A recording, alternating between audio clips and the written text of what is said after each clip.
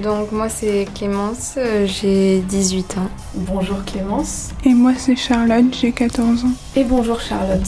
Bonjour toutes les deux, ça fait plaisir de vous avoir en souhaitant que cette petite expérience vous plaise et que vous ayez des choses intéressantes à nous raconter, et ça j'en suis convaincue. Absolument, puisque Clémence, tu nous as dit que tu aimerais parler d'un chanteur, Charles Aznavour. Ben oui, vu qu'il est malheureusement décédé il n'y a pas très longtemps et qu'il y a eu on a pas mal parlé aux informations et tout ça, ben, c'est vrai que c'est la première chose qui m'est venue à l'esprit. Et puis il a écrit beaucoup de chansons que tout le monde connaît, même nous, donc même s'il avait un certain âge, bah, ses chansons, tout le monde les connaît, donc du coup c'est vrai que je trouvais que c'était un sujet intéressant. Et comment quelqu'un d'aussi jeune que toi écoute Aznavour, ou comment tu l'as découvert? Je sais pas trop, je sais que j'ai déjà entendu certaines de ses chansons dans des émissions comme The Voice ou des choses comme ça, puis d'autres chansons qu'on entend passer soit à la télé, je sais pas trop, juste on les a entendues, on sait pas trop d'où ça vient, mais on les connaît. Ça faisait partie un peu de notre vie. Oui, voilà, c'est ça. Sauf toi, Charlotte, tu nous avoues de ne pas le connaître? Non. Tu l'as jamais entendu une chanson de Charles Aznavour? Je pense que si, mais je savais pas que La c'était... bohème, ça te dit rien? Des trucs comme ça? Non? Eh ben voilà, un saut de génération, hein? L'occasion de découvrir aussi pour Charlotte, du coup. Et tu as des titres préférés, Clémence? J'aimais la bohème, forcément, j'aimais bien. Et puis j'aimais bien Emmène-moi, je crois que c'est... Il y a Hier encore aussi, mais surtout Emmène-moi. Oui. Et qu'est-ce que tu l'admires comme personnage ou... Ah oui, parce que même là, j'ai pu revoir du coup des émissions sur lui. Et je le connaissais pas très bien, parce que je connaissais juste ses chansons, son nom et sa tête. Mais après, là, dans les émissions que j'ai pu voir, j'ai vu qu'il parlait 7 langues, il me semble. Il a écrit plus de 1400 chansons. Et je le trouve impressionnant, même quand il chante, il a toujours ce sourire. On le voit un peu comme si ça pouvait être notre grand-père ou quelque chose comme ça. Il avait l'air vraiment d'être quelqu'un de bien. Donc c'est vraiment quelqu'un que... Puis ses chansons sont parlantes et du coup, je trouve que c'est quelqu'un d'admirable. Radio CHU, c'est ta radio. Charles Aznavour, Emmenez-moi sur Radio CHU. Merci Clémence de nous avoir permis de l'écouter. Et c'est vrai que c'est malheureux sa disparition, mais ça nous aura permis de redécouvrir un sacré personnage. C'est une belle vie avec ça. C'est quelqu'un qui a disparu, on peut dire en pleine forme finalement. Bon, il a eu une maladie très très rapide. Mais ce qui me frappe dans cette chanson, Clémence et Charlotte, peut-être vous pouvez le commenter, c'est que finalement ça reste très d'actualité, je trouve. Ça évoque beaucoup d'images ou beaucoup de situations actuelles. Emmène-moi ailleurs, on a envie de... Clémence, je crois que c'est... Oui, mais moi ça me parle beaucoup dans le sens où j'aime beaucoup tout ce qui est voyage, donc Emmenez-moi au bout de la terre, ça me parle pas mal. Et puis c'est une chanson très entraînante, donc il suffit qu'il y ait un petit truc qui aille pas et on met cette chanson et d'un coup ça redonne le sourire, ça donne envie de chanter. Elle rentre dans la tête, quoi, donc... La misère serait moins pénible au soleil, ça évoque aussi des images de migrants, ça évoque beaucoup de choses. Beau choix de chansons. Merci Clémence. Merci beaucoup. Oui. Et donc quand même Charlotte qui ne connaissait pas Charles Aznavour, est-ce qu'elle t'a plu quand même la chanson? Oui, ça va. Hein? Oui, ça va. Tu as trouvé que elle est...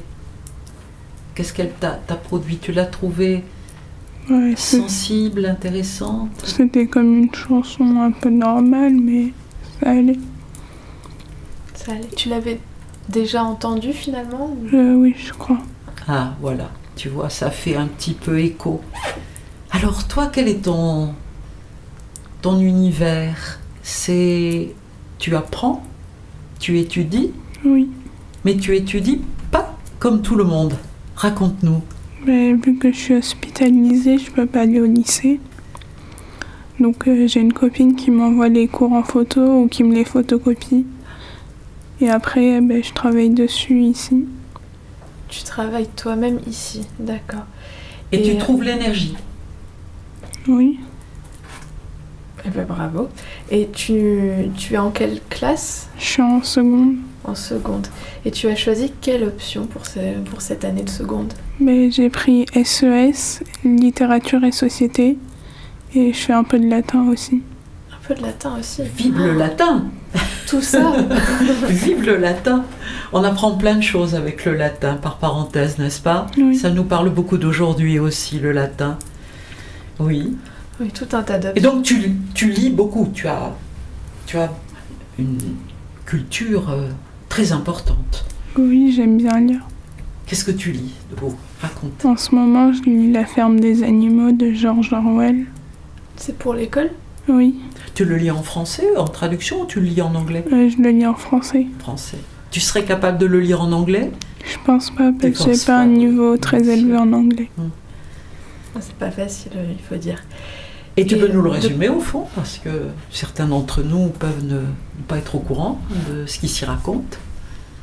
C'est dans une ferme, en fait, c'est les animaux qui se révoltent.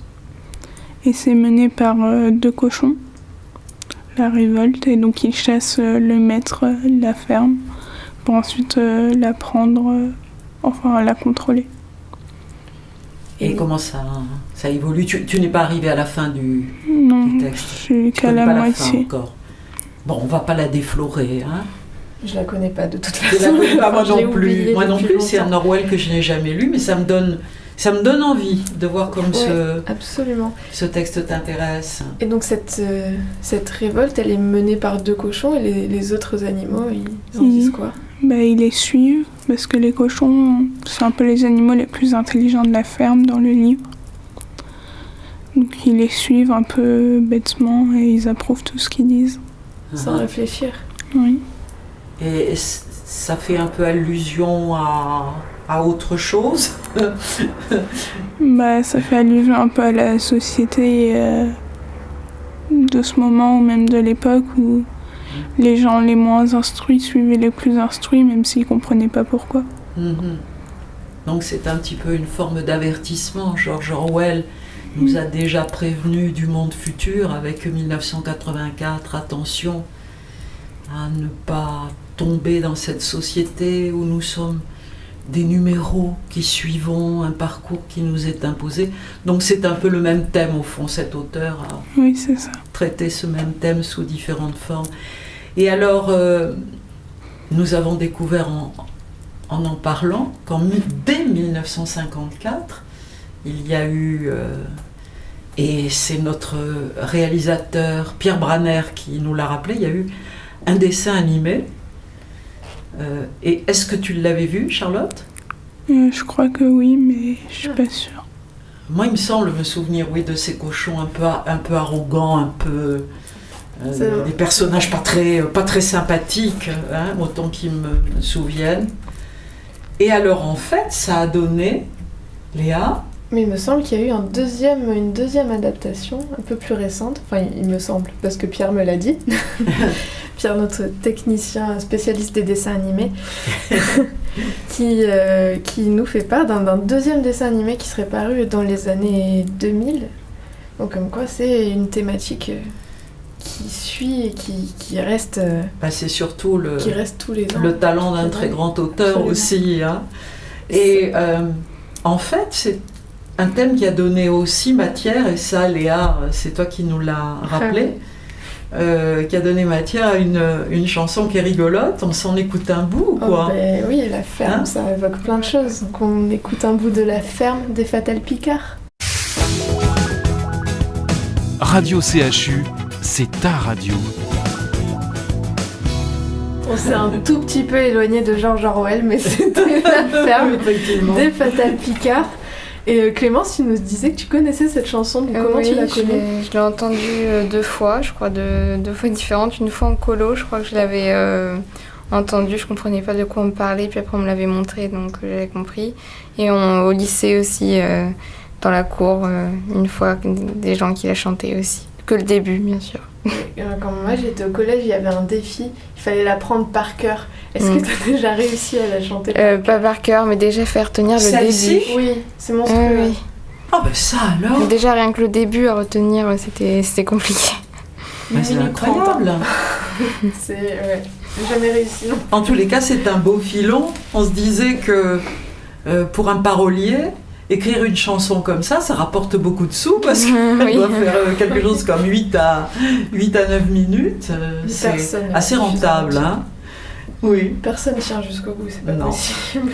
Bah, des colonies de vacances de Clémence, on pourrait, et de ce qu'a évoqué Charlotte, de l'école à distance qu'elle pratique pour l'instant un petit peu par force, mais qui a aussi ses avantages, son intérêt.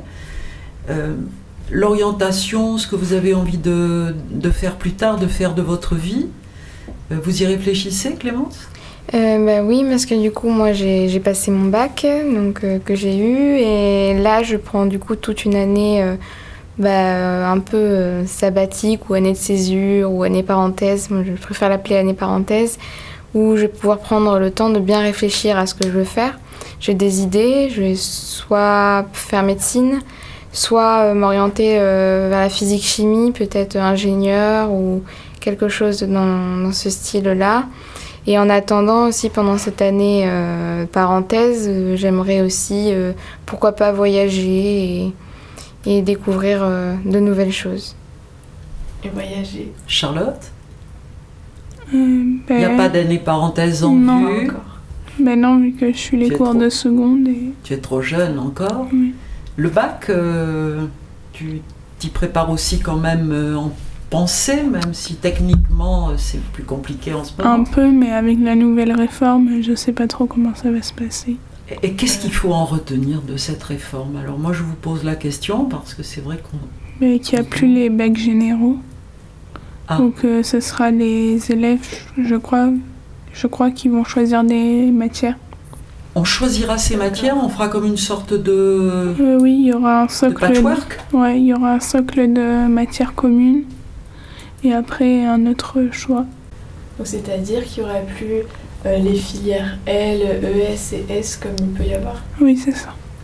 Et tu as une idée des matières que tu aimerais choisir ? Non. Pas encore. Pas encore. T'as le temps, ceci dit. Et c'est un avantage selon toi de pouvoir choisir ces matières pour le bac ou ça complique au fond, il va falloir faire des choix. Est-ce qu'on... Non, je pense que oui, parce qu'on pourra très bien faire du français en même temps que beaucoup de maths, alors qu'avant on devait choisir entre les deux. Ah, d'accord, c'est moins radical comme choix, on peut faire un cocktail au fond. Oui, c'est ça. Et c'est ce que tu te prépares à faire ? En plus, tu es latiniste. Alors, l'étude du latin, ça donne quand même une grande ouverture d'esprit, n'est-ce pas ? Oui, ça aide un peu. Ça aide un peu. Tu es modeste. Alors, avant de se quitter, est-ce qu'on écoute quelque chose de plus récent que tout ce que vous nous avez proposé, mais qui était tout à fait agréable et amusant ? Très sympa. C'est Clémence qui nous proposait cette chanson. Je te laisse la Oui, présenter. c'était Femme à la mer de Oshi, une de ces nouvelles chansons qu'on entend beaucoup à la radio en ce moment et que j'aime bien. Elle est entraînante encore une fois. Et vous l'écoutez en groupe ? On l'écoute en groupe, ensemble, en haut, donc oui, c'est pour ça que c'est elle qui m'est venue à l'esprit. C'est quelqu'un qui émerge dans le paysage actuel des chanteurs et des chanteuses ? Oui, c'est une chanteuse qui n'est pas connue depuis très très longtemps, mais c'est pas son premier, son premier succès, on va dire. Je sais pas trop comment dire, mais il y a d'autres chansons qu'elle faisait il y a pas longtemps, mais je me souviens plus les noms, mais celle-là je l'aime bien. Donc, C'est quelqu'un sur qui il faut compter. Oui, je pense qu'elle va sortir quelques chansons qui vont avoir du succès, je veux dire. C'est un talent à suivre. Oui, je pense. Et donc c'est Oshi. Radio CHU, c'est ta radio.